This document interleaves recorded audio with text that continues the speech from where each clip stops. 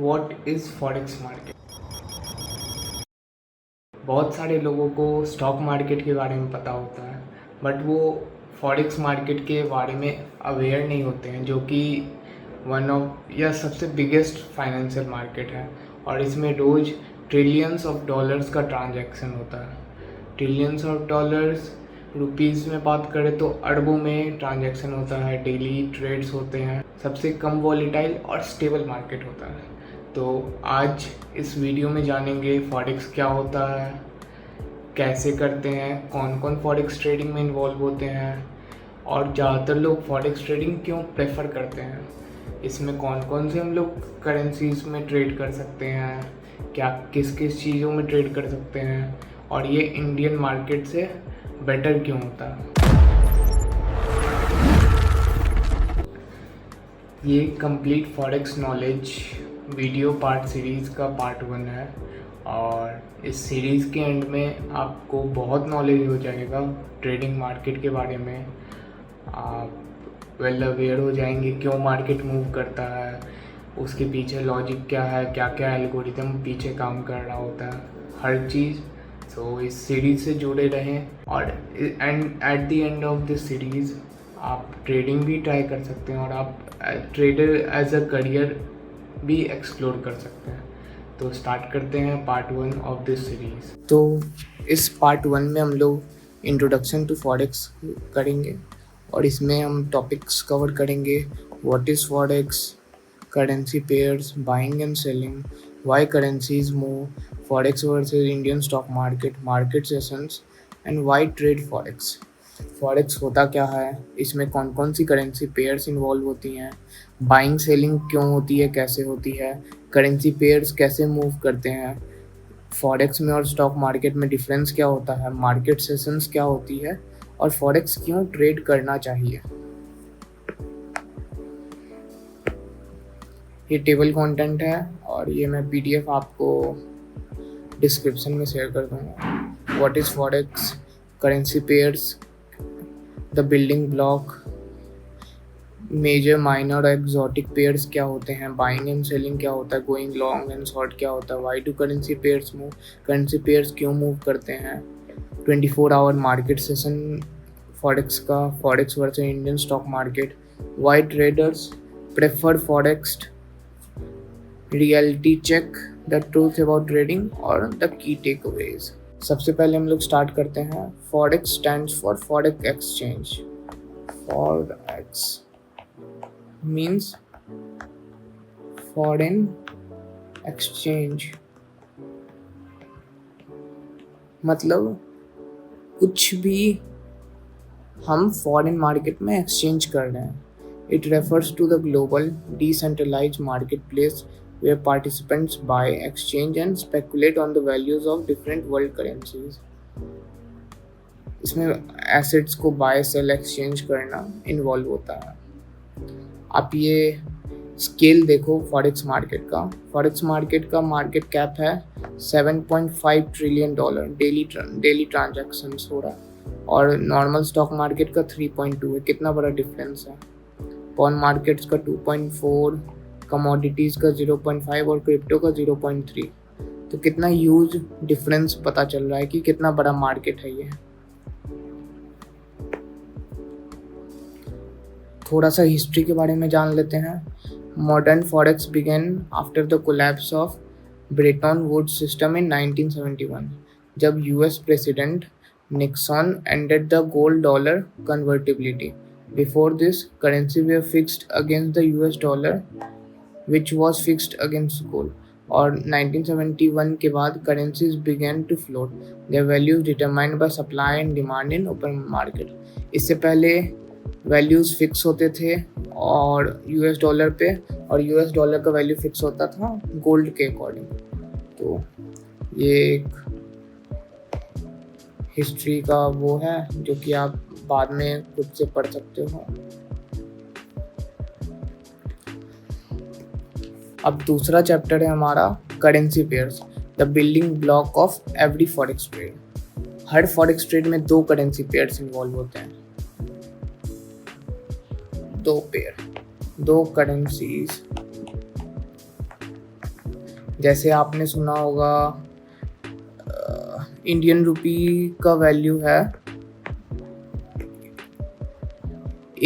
एक डॉलर का वैल्यू अभी 95 रुपीज़ चल रहा है। तो इसी को बोलते हैं फॉरेक्स मार्केट सॉर्ट ऑफ। तो इसमें अगर आप USD INR का वैल्यू आप अगर देखो, एक USD का वैल्यू रुपीज़ में ये 95 है। ये भी एक फॉरेक्स मार्केट का ही पार्ट है। और वैसे ही हर कंट्री का होता है, जैसे यूरो और US डॉलर। इसका वैल्यू समवेयर अराउंड 1.1 है। मतलब एक यूरो का वैल्यू 1.1 है US डॉलर के कंपैरिजन में। अब स्टार्ट करते हैं। In forex market currencies are always traded in pairs. You can not buy one currency without simultaneously selling another. A currency pair shows the exchange rate between two currencies, how much of the second currency is needed to buy one unit of the first currency।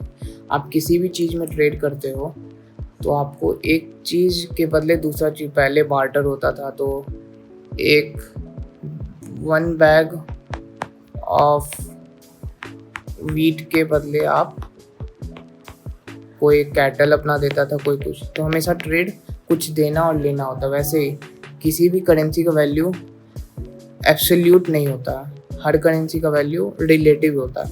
जैसे INR का value आज तभी है जब हम उसको USD से compare करें, यूरो से कंपेयर करें, या GBP ब्रिटिश पाउंड से कंपेयर करें, या JPY जापानीज़ येन से करें।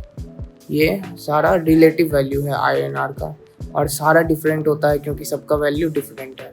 एक यूरो USD के पीछे दो करेंसी इन्वॉल्व होती है। पहला एक base currency euro which you buy और सेल, एंड एक कोड करेंसी होता है प्राइस इन दिस करेंसी।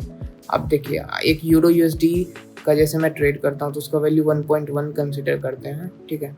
तो हम यूरो USD को खरीद रहे हैं या बेच रहे हैं, और उसका बेस करेंसी US डॉलर है। US डॉलर में यूरो को बेच रहे हैं या खरीद रहे हैं। तो जैसे 1.1 है तो एक यूरो का वैल्यू 1.1 US डॉलर हो गया। इस टेबल से और समझ में आएगा। बेस करेंसी जैसे यूरो हो गया यूरो USD में, और US डॉलर हो गया कोड करेंसी। तो मीनिंग क्या है, करेंसी, इस करेंसी को हम लोग खरीद रहे हैं और ये करेंसी यूज़ हो रहा है उसका वैल्यू सेट करने में। ये करेंसी यूज़ हो रहा है उसका वैल्यू सेट करने में। तो एक यूनिट ये हो गया, और ये थोड़ा कम यूनिट होगा। एग्जांपल 1 यूरो का वैल्यू 1.1050 हो गया। अब नाउ थर्ड चैप्टर पे आते हैं, major, minor and exotic pair, knowing which pair to focus as a beginner. तो फॉरेक्स में मेनली 3 कैटेगरी के करेंसी पेयर्स होते हैं, एंड मतलब इनको क्लासीफाई किया गया 3 ग्रुप्स में based on liquidity, trading volume and the currencies involve. ये लिक्विडिटी मतलब कि डेली ट्रेडिंग वॉल्यूम कितना है, कितने लोग उसमें ट्रेड कर रहे हैं, कौन कौन सी करेंसी इन्वॉल्व है, इसके ऊपर 3 कैटेगरी में डिवाइड किया गया है। और एज अ बिगनर हम लोग को हमेशा मेजर में ट्रेड करना चाहिए, क्योंकि ये सब करेंसी जो हैं वो US डॉलर के ऊपर किए जाते हैं, तो थोड़ा सा लेस वॉलेटाइल एंड ज़्यादा वॉल्यूम रहता है इन पेयर में, और ये सडन मूव नहीं देते हैं, जैसे कि एक दिन में 10% डाउन हो गए। ये बहुत ही रिलेटिवली स्टेबल पेयर्स हुए। तो इसमें आते हैं इधर euro USD, GBP USD, USD JPY, USD CHF, AUD USD, USD CAD and ZD USD। मैं इधर लिख भी देता हूँ, euro USD, GBP USD and ZD USD, AUD USD, उसके बाद USD JPY, USD CAD and USD CHF। ये 7 बहुत ही मेन मेजर करेंसी पेयर्स हैं। इसमें अगर गोल्ड को ऐड कर लिया जाए तो कुछ और भी इसमें कैटेगरी में आते हैं, बट मेनली ये है। और इसमें इन सब पेयर्स में ट्रेड करना बेस्ट रहता है। Lowest spread, lowest commission charges होते हैं, क्योंकि ये स्टेबल करेंसी है। सेकंड कैटेगरी होता है माइनर्स, जिसमें 2 मेजर करेंसीज को क्रॉस करते हैं, बट यूएस डॉलर उसमें इन्वॉल्व नहीं होता है। जैसे स्टेबल करेंसी का एग्जांपल आप लो, किसी को भी किसी से भी आप कर सकते हो। जैसे यूरो को जीबीपी से कर दिए, GBP, euro JPY, euro CHF, इस तरह के करेंसी माइनर्स में आ गए। और एक थर्ड होता है एक्सोटिक, जिसमें 1 करेंसी, 1 मेजर और 1 इमर्जिंग मार्केट करेंसी, जैसे यूएसडी आईएनआर हो गया, एक्सोटिक में आता है। USD TRY, USD ZAR, USD SGD, USD MXN. जैसे ये यूएसडी आईएनआर भी इसमें ही आता है, क्योंकि इसमें बहुत हाई स्प्रेड्स होता है, हाई वोलेटिलिटी होता है, बिगनर के लिए नहीं होता, और बहुत लो लिक्विडिटी होता है। मतलब कि इसमें ट्रेड करना बहुत रिस्की है अगर आप एक्सट्रीमली एक्सपर्ट ना। यूएसडी आईएनआर हो गया, यूएसडी एमएक्सएन हो गया, मैक्सिकन पेसो, यूएसडी जेडएआर हो गया, साउथ अफ्रीकन करेंसी है यूएसडी टीआरवाई। तो इट इज़ ऑलवेज बेटर कि आप मेजर करेंसी पेयर में ट्रेड करो। अब देखिए इसमें दोबारा इसमें कवर्ड है The 7 major pairs collectively account for over 80% of total forex trading volume. They all include the US dollar on one side. 80% of total forex trading volume in 7 currency pairs में आता है। देखिए मैंने जो सातों लिखा था, US, euro USD, GBSD, USD JPY, USD CHF, AUD USD, USD CAD, NZD USD, और सबका नाम याद करना होगा।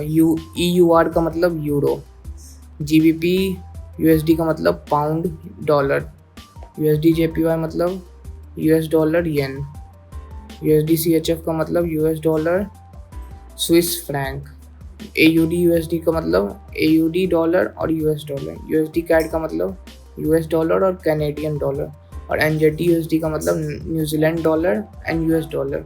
इसका निकनेम भी होता है the fibre, the cable, the gopher, swissie, Aussie, loonie and kiwi. और सबसे पावरफुल और सबसे बेटर चीज़ फॉरेक्स में क्या होता है कि आप बाय सेल दोनों में, आप दोनों तरफ अपना ट्रेड ले सकते हो।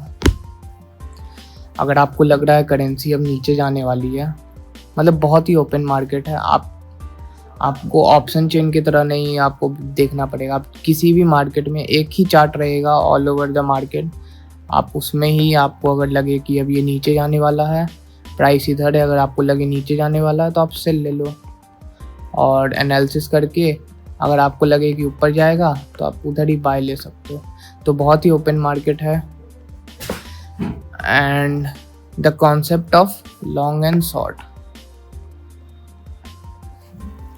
one of forex most powerful feature is the ability to profit whether a currency is rising or falling in value. This is achieved through 2 fundamental trade types, going long and going short. अच्छा, एक important चीज़ और, जैसे euro USD है,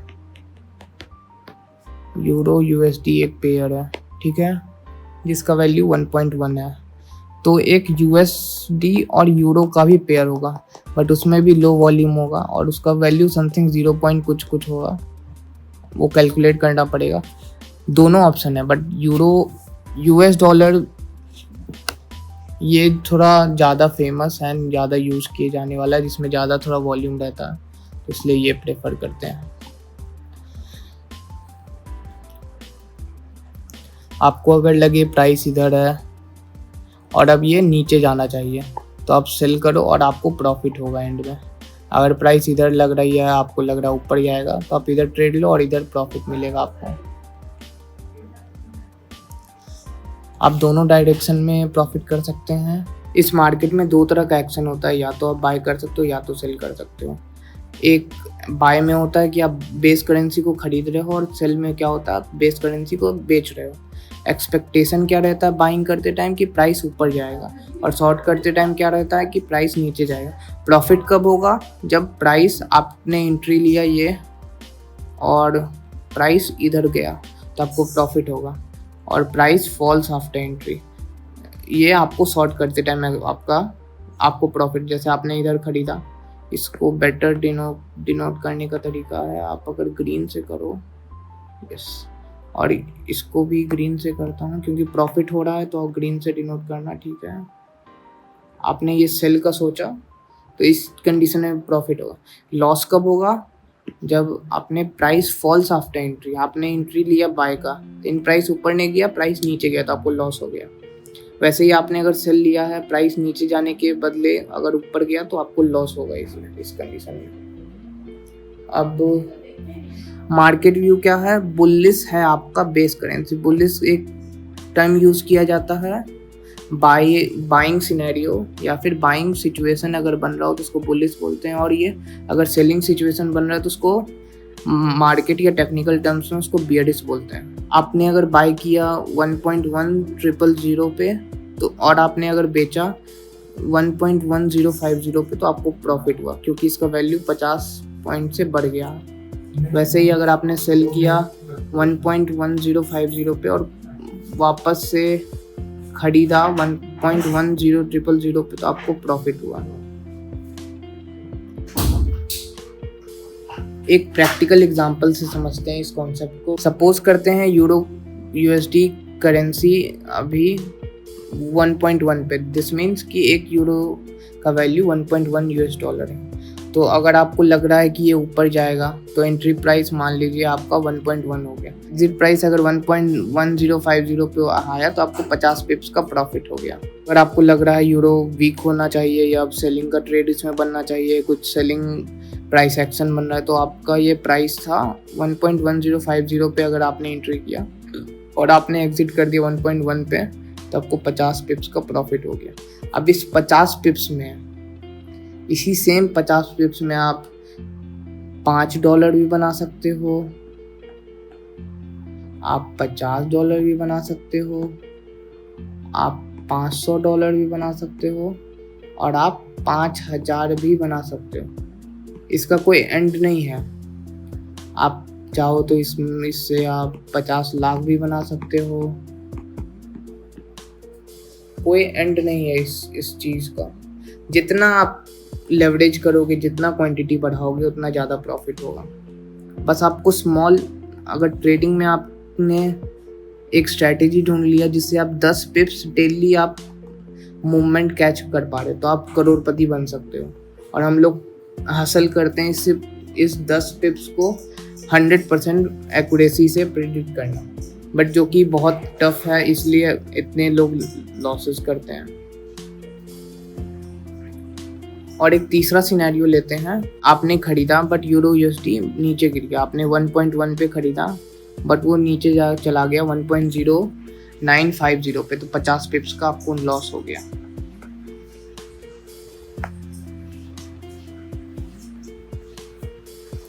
अब next हम लोग समझते हैं करेंसी पेयर मूव क्यों करते हैं। Y do currency pairs move?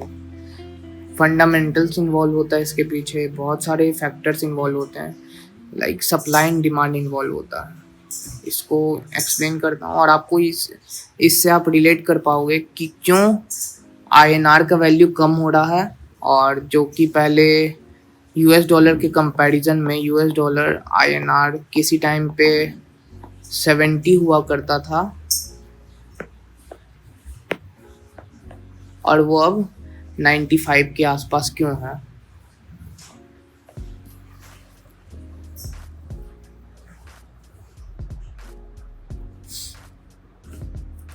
Like an asset, currency pairs are ultimately driven by supply and demand. When demand for a currency increases, more people want to buy it, its price rises.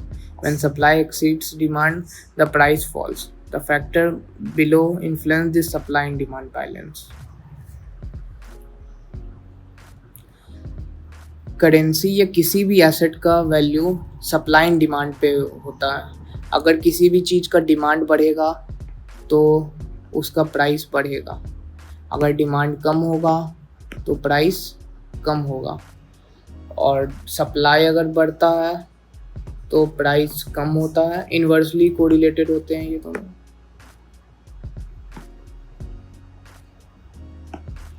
Demand अगर बढ़ता है तो price बढ़ता है, demand अगर कम होता है तो प्राइस कम होता है, क्योंकि ज़्यादा लोग खरीदना चाहेंगे तो वो एक मार्केट में वो बन जाएगा कि हाँ खरीदना और सब लोग खरीदने जाएंगे तो वैल्यू सेलर ऑटोमेटिकली उसका बढ़ा देगा। और वही सिनेरियो अगर सेलिंग में लें तो सप्लाई अगर बढ़ता है, सप्लाई ज़्यादा हो गया, मार्केट में 50 का ज़रूरत था लेकिन 100 अवेलेबल है, तो प्राइस कम होगा। और सप्लाई अगर कम होता है तो प्राइस बढ़ता है, और ये दोनों रिलेटेड है। अगर सप्लाई कम होता है डिमांड बढ़ जाता है, और सप्लाई बढ़ जाता है तो डिमांड कम होता है, या डिमांड कम होता है तो सप्लाई बढ़ जाता है। सिमिलर मतलब कोरिलेटेड है आपस में। ये की फैक्टर्स हैं किसी भी करेंसी के वैल्यू को डिटरमाइन करने के लिए। Employment data, GDP growth, inflation हो गया, इंटरेस्ट रेट हो गया, ट्रेड बैलेंस हो गया, और पॉलिटिकल स्टेबिलिटी। डीप डाइव, सारे कॉन्सेप्ट्स को समझते हैं। सबसे पहला interest rate. Central banks like US Federal Reserve और India's RBI set interest rate high. Higher interest rate attract foreign investors seeking better returns, increasing demand for that currency and driving its value up. Lower interest rates typically weakens a currency. This is why Fed meeting is closely watched by forex traders widely. तो ये सारा ना news हर week आता है, हर week इसका data आता है, हर week या मंथली। तो ये बहुत क्रिटिकल होता है कि हाँ आप इस न्यूज़ में मत ट्रेड करो, न्यूज़ देखो, उसके हिसाब से अपना वीकली डायरेक्शन डिटरमाइन करो। और इंडिया का नेक्स्ट है inflation. Inflation measures how fast prices rise in an economy. High inflation erodes purchasing power, making a currency less attractive. Countries with low stable inflation tends to have stronger, more stable currencies. Central bank raise interest rates to combat higher inflation. Next है GDP growth. GDP measures a country's economic output. Strong GDP shows signals a healthy economy, attracting foreign investment and increasing currency demand. Weak GDP data or recession fears push up currency lower. Next है employment data. Employment reports, especially the US non-farm payroll, बहुत important news है ये। Forex trading में released the first Friday of every month are among the most market moving events. High employment means a strong economy supporting currency strength. High unemployment weakens it. Political uncertainty, elections, policy changes, conflicts or government stability creates risk for investor money tends to flow out of politically unstable country onto currency like USD, CHF and JPY. A trade surplus exporting more than foreign buyers need your currency to pay for means your country is selling its currency to buy foreign goods which can weaken it. अब हम लोग India का scenario समझते हैं। India का scenario क्या, recently हम लोग देख रहे हैं कि बहुत सारे foreign investors FII foreign institutional investors, हमने देखा कि ये बहुत ज़्यादा ही पैसा निकाल रहे हैं। रुपीज़ या मनी जो है इंडियन मार्केट में, इंडियन मार्केट उससे निकाल के वो दूसरे बेटर मार्केट में लगा रहे हैं, जैसे साउथ कोरिया हो गया, या फिर या उनको लग रहा है ये ज़्यादा डेवलप हो। और ये क्यों होता है? हमारे कंट्री के इमेज के कारण, हमारे कंट्री में स्टेबिलिटी कितना, और बहुत सारे अच्छे मार्केट हैं, JPY हो गया जापान का, और मल्टीपल फैक्टर्स हैं जिसके कारण हमारा इंडियन रुपी डिक्रीज हो रहा है, क्योंकि ये सारे ही पैरामीटर्स में हम लोग उतने सही से नहीं हो पा रहे। इसलिए हम देख रहे हैं क्योंकि रुपीज़ का डिमांड कम हो गया है, इंडियन रुपीज़ का डिमांड कम हो गया, इन्वेस्टमेंट बहुत कम है, तो इसका प्राइस भी लो हो रहा है रिलेटिवली। और बेटर पॉलिसीज़ या बेटर सिस्टम से ये वापस डिमांड बढ़ने लगेगा, इन्वेस्टमेंट आएगा बाहर से, और अल्टीमेटली प्राइस बेटर होगा, और हम लोग शायद 95 से 90 पे पहुंच सके हैं, या इवन अगर 80 तक भी पहुंच सके तो एक परफेक्ट स्पॉट होता है। उससे नीचे जाना भी हम लोग के लिए ख़राबी है, तो वो किसी और दिन हम लोग डिस्कस कर लेंगे। अब देखते हैं 24 आवर फॉरेक्स मार्केट, इसका बेनिफिट क्या है 24 आवर फॉरेक्स मार्केट, और क्यों ऐसा होता है।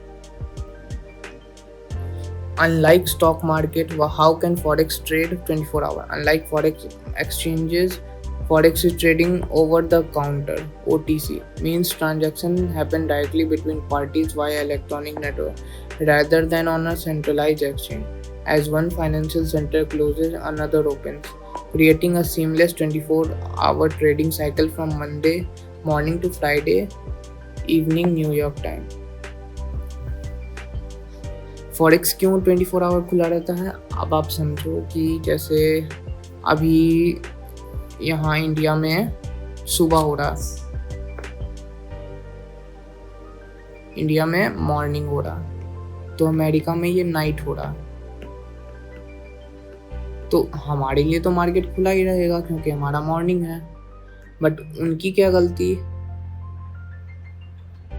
उनके यहाँ नाइट है तो मार्केट हमारे कारण खुला, फिर हमारे यहाँ जब नाइट हो रहा है तो उनके लिए मॉर्निंग हो रहा है। तो इसी कारण ये 24 आवर चलते रहता है। और ऐसा फॉरेक्स है कि मतलब इसका वैल्यू कुछ सेंट्रलाइज एक्सचेंज पे नहीं हो रहा, ये ओवर द काउंटर OTC पे हो रहा है। तो और ये करेंसी का वैल्यू है तो ये 24 आवर ओपन रहता है। और ये ब्लेसिंग भी हो सकता है और ब्लेसिंग इन डिस्गाइज भी है कि आप 24 आवर चार्ट बैठ के देख रहे हो और हो सकता है इसके कारण आप ज़्यादा ट्रेड लो। बट वही है, पेशेंस और डिसिप्लिन होना चाहिए हर मार्केट में, और हर मार्केट का अपना प्रोज एंड कॉन्स है। तो सिडनी मार्केट का ओपनिंग हुआ 5:30 AM सारा इंडियन टाइमिंग पे है, और 2:30 PM पे क्लोजिंग हो गया। इसमें करेंसी आ गया AUD, एंड फिर अगला हो गया टोक्यो जो कि 6:30 AM में खुला और 3:30 में बंद हुआ। फिर हुआ लंदन 1:30 में ओपन हुआ और 10:30 में क्लोज हो गया। न्यूयॉर्क 6:30 में ओपन हुआ और 3:30 में बंद हो गया। ये देखिए, लंदन प्लस न्यूयॉर्क, ये सबसे पीक टाइमिंग होता है ट्रेडिंग करने का।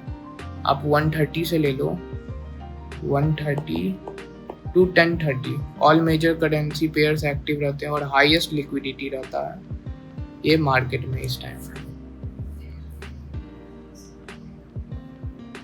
नेक्स्ट हम लोग समझते हैं फॉरेक्स और इंडियन मार्केट में डिफरेंस क्या होता है। चैप्टर 7 है हमारा। Many Indian traders come from stock market background. Understanding how forex differs help set the right expectation. बहुत सारे लोग हमारे इस वीडियो पे वैसे होंगे जो इंडियन स्टॉक मार्केट के बारे में जानते होंगे या कभी ना कभी देखा होगा। तो इसमें 4 पार्टीज इन्वॉल्व होती है। जैसे एक हम हो गए, ट्रेडर ने एक ब्रोकर पे अकाउंट बनाया और अपना ऑर्डर दिया बाई या सेल का। वो एक लिक्विडिटी पूल के पास जाएगा जो सारा लिक्विडिटी मैनेज करता है, और वो फिर फॉरेक्स मार्केट पे जाके एग्जीक्यूट होगा। अब साइड बाय साइड कंपैरिजन करते हैं फॉरेक्स और इंडियन स्टॉक मार्केट को। फॉरेक्स में ट्रेड होता है currency pairs, Indian stock market में होता है कंपनी का शेयर या स्टॉक। फॉरेक्स मार्केट 24 आवर खुला रहता है मंडे टू फ्राइडे, बट ये 9:15 से 3:30 खुला रहता है Monday to Friday. Daily volume 7.5 trillion, बहुत ज़्यादा पैसा है इसमें, और 10 to 15 बिलियन इंडियन मार्केट। इसमें डायरेक्शन बाय या सेल आप दोनों कर सकते हैं, और प्राइमरीली बाय कर सकते हैं इंडियन मार्केट में। लेवरेज इसमें तो 1:500 दिया है, बट आप 1:2000 या फिर 1:अनलिमिटेड का भी ऑप्शन है एक्सनेस में। इसमें 1:5 का है सेबी का फिक्स लिक्विडिटी। इसका मतलब क्या हुआ 1:2000 का मतलब कि आपके 1 रुपीज का वैल्यू 1 रुपीज का वैल्यू 2000 हो जाएगा जब आप ट्रेड लोगे।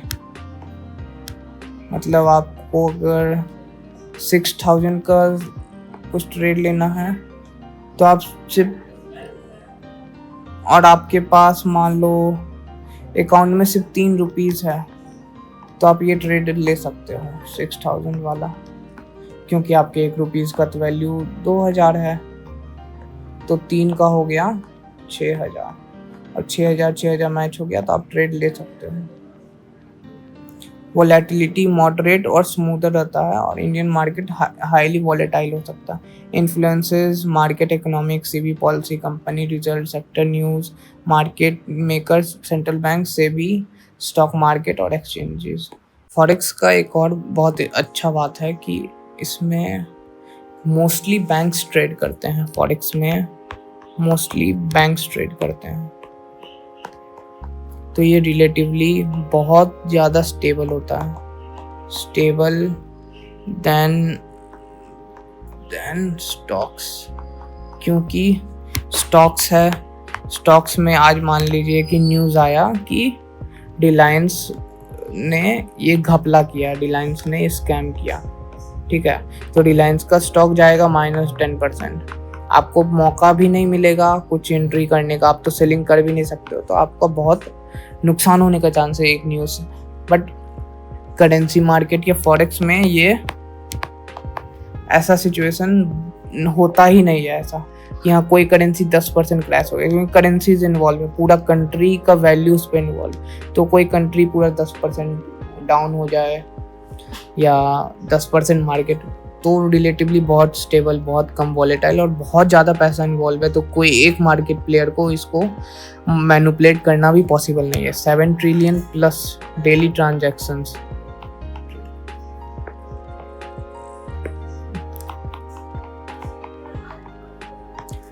इंडिया का जीडीपी है, इंडिया जीडीपी है $4 ट्रिलियन। आप सोच लीजिए कितना बड़ा पैसा इन्वॉल्व है इसमें, और ये एक कंट्री भी इसको मैनिपुलेट नहीं कर सकता completely. Why traders prefer forex? Advantages of world's largest market. High liquidity रहता है with $7.5 trillion traded daily. 24 hour access, 24 घंटा अवेलेबल हुआ, 5 days a week. Profit in both direction, आप बाय सेल दोनों ले सकते हो, बाय भी ले सकते हो और सेल भी ले सकते हो। लो ट्रांजैक्शन कॉस्ट, इसमें चार्जेस बहुत कम होते हैं as compare to Indian market. Leverage available, जैसे मैंने आपको बताया, आप अपने ₹1 का वैल्यू 2000 भी कर सकते हो। और इसमें cleaner price action, Indian market में क्या होता है आपको मैं फिर से इस पर एक्सप्लेन करता हूँ। क्योंकि इसमें इतना ज़्यादा लिक्विडिटी, हाई वॉल्यूम होता है। मान लो एक कैंडल बना इंडियन मार्केट में, एक इस तरह का कैंडल बना बुलिश, ठीक है, फिर नेक्स्ट कैंडल भी ऐसा ही बना, इतना गैप बन गया, तो बहुत टाइम समझ में नहीं आता है कि यार क्या करना चाहिए, ये ऐसा क्यों बन गया। बट फॉरेक्स में नॉर्मली इस टाइप का कैंडल बनेगा और नेक्स्ट कैंडल अगर ग्रीन बन रहा है तो साथ साथ बनेगा, कुछ गैप नहीं रहेगा ये दोनों में, no gap.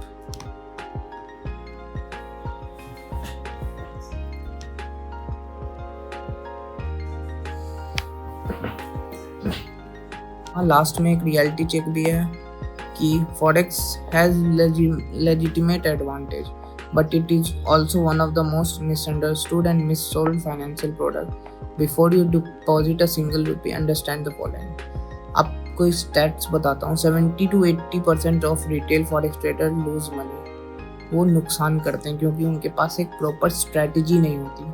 This is not because forex is a scam, it is because most people trade without sufficient education, discipline and risk management. वो 12 महीने से पहले ही एग्जिट कर देते हैं, 70 to 80% को नुकसान हो जाता है। और मिनिमम या एक अच्छा नॉर्मल ह्यूमन को 1 to 3 years और प्रैक्टिस लगता है, मार्केट में रहना पड़ता है प्रॉफिटेबल बनने के लिए। और पुअर, सबसे बड़ा फेलियर का कारण क्या है? Poor risk management or emotional trading. Is forex a get rich quick scheme? No, it is a skill that takes years to develop. आपको क्या क्या जरूरी है सक्सीड करने के लिए? एजुकेशन जरूरी है, प्रैक्टिस जरूरी है, डिसिप्लिन जरूरी है, रिस्क मैनेजमेंट जरूरी है, पेशेंस जरूरी है और साइकोलॉजी जरूरी है। और ये सारा मार्केट में टाइम स्पेंड करने से आएगा, थोड़ा पेशेंटली, एक फिक्स स्ट्रैटेजी होनी चाहिए आपके पास, और वो सारा पार्ट हम लोग नेक्स्ट वीडियो में कवर करते हैं। इस वीडियो से की टेकअवेज क्या मिला? हमने जाना what is forex, currency pairs क्या होते हैं, 3 टाइप ऑफ करेंसी पेयर्स क्या होता है, मेजर, माइनर और एक्सोटिक पेयर। लॉन्ग शॉर्ट क्या होता है इसमें और कैसे होता है, करेंसी ड्राइवर्स क्या होता है, मतलब क्या क्या फंडामेंटल्स या क्या क्या रीजन होता है किसी करेंसी के ऊपर या नीचे जाने में। इसमें 24 आवर सेशन होता है। फॉरेक्स और स्टॉक्स में डिफरेंस क्या होता है और रिस्क रियल होता है। इस वीडियो में हम लोग कवर करते हैं कैंडलस्टिक क्या होता है और क्या क्या चार्ट्स होते हैं ट्रेड करने के लिए। ट्रेड करने के लिए चार्ट टाइप कवर करते हैं, जैसे कैंडलस्टिक हो गया, बार हो गया, लाइन चार्ट हो गया एंड डिफरेंट टाइप। और पिप्स क्या होता है, लॉट्स क्या होता है, लेवरेज क्या होता है, स्प्रेड क्या होता है, मार्जिन क्या होता है और प्रॉफिट कैसे कैलकुलेट करते हैं, ये सारा हमारा पार्ट 2 में आएगा। इस सीरीज़ का पार्ट 2 जल्दी ही ड्रॉप होगा मेरे यूट्यूब चैनल पे, सो सब्सक्राइब करके और बेल आइकन दबा दीजिए। Thank you for watching the video and will meet you in the next one.